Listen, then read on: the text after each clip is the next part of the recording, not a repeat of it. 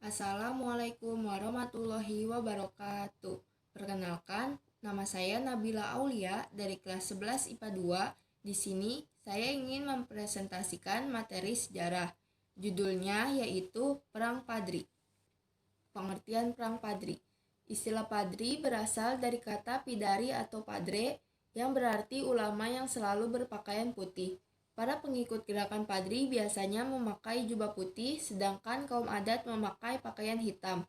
Perang Padri adalah peperangan yang berlangsung di Sumatera Barat dan sekitarnya, terutama di kawasan Kerajaan Pagaruyung dari tahun 1803 hingga tahun 1838. Perang ini merupakan peperangan yang pada awalnya akibat pertentangan dalam masalah agama sebelum berubah menjadi peperangan melawan penjajahan. Latar belakang. Perang Padri dilatar belakangi oleh kepulangan 3 orang haji dari Mekah sekitar tahun 1803. 3 orang haji tersebut yaitu Haji Miskin, Haji Sumanik, dan Haji Piobang. Mereka ingin memperbaiki syariat Islam yang belum sempurna dijalankan oleh masyarakat Minangkabau. Mengetahui hal tersebut, Tuanku Nan Renceh sangat tertarik lalu ikut mendukung keinginan ketiga orang haji tersebut bersama dengan ulama lain di Minangkabau yang tergabung dalam Harimau Nan Salapan. Harimau Nan Salapan kemudian meminta Tuanku Lintau untuk mengajak yang di-Pertuan Pagaruyung Sultan Arifin Muningsyah beserta kaum adat untuk meninggalkan beberapa kebiasaan yang bertentangan dengan ajaran agama Islam. Contohnya seperti berjudi, mabuk-mabukan, berzina, dan lain-lain. Dalam beberapa perundingan, tidak ada kata sepakat antara kaum Padri dengan kaum adat. Seiring itu, beberapa nagari dalam kerajaan Pagaruyung bergejolak. Puncaknya pada tahun 1815, kaum Padri di bawah pimpinan Tuanku Pasaman menyerang kerajaan Pagaruyung dan pecahlah peperangan di Koto Tangah. Perang Padri berlangsung selama 3 periode atau 3 tahap. Yang pertama itu kaum Padri melawan kaum adat, yang kedua kaum Padri melawan kaum adat dan Belanda, dan yang ketiga kaum Padri dan kaum adat melawan Belanda. Kaum Padri melawan kaum adat berlangsung pada tahun 1803 sampai tahun 1821. Pertentangan antara kedua belah pihak itu mula-mula akan diselesaikan secara damai, tetapi tidak terdapat persesuaian pendapat. Akhirnya Tuanku Nan Renceh menganjurkan penyelesaian secara kekerasan sehingga terjadilah perang saudara yang bercorak keagamaan dengan nama Perang Padri. Dalam perang itu, kaum Padri mendapat kemenangan di mana-mana.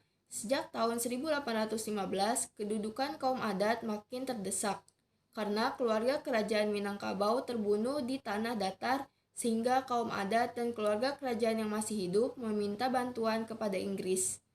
Karena Inggris segera menyerahkan Sumatera Barat kepada Belanda, maka kaum adat meminta bantuan kepada Belanda dengan janji kaum adat akan menyerahkan kedaulatan seluruh Minangkabau.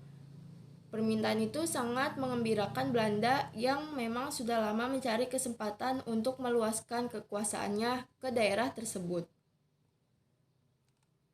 Yang kedua, kaum Padri melawan kaum adat dan Belanda. Kejadian ini berlangsung pada tahun 1822 sampai tahun 1832.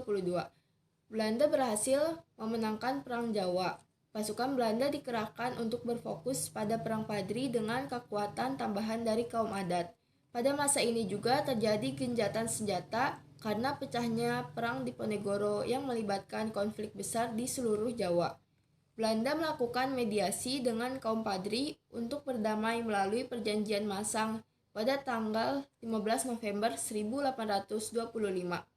Hal ini dimaklumi karena di saat bersamaan pemerintah Hindia Belanda juga kehabisan dana dalam menghadapi peperangan lain di Eropa dan Jawa seperti Perang Diponegoro.